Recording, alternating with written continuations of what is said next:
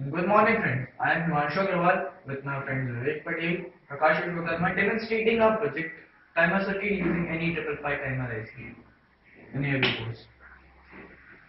Um, Here you can see the load connected is table fan, and we will going to demonstrate it for 2 minutes. Let me switch the time to 2 minutes and trigger the switch.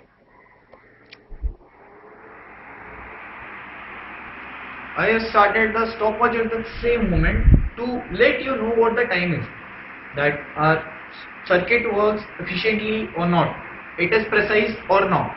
You can notice it.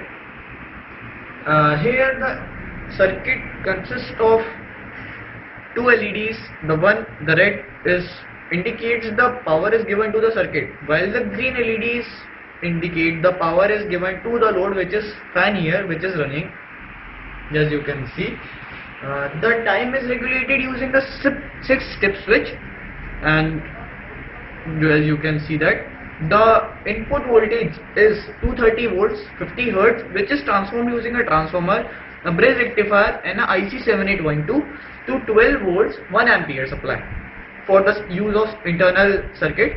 And the switching condition is created by using this relay, in which the input is 12 volt from the circuit and the output given is the same as the input given to the circuit, which is 230 volts 50 hertz supply.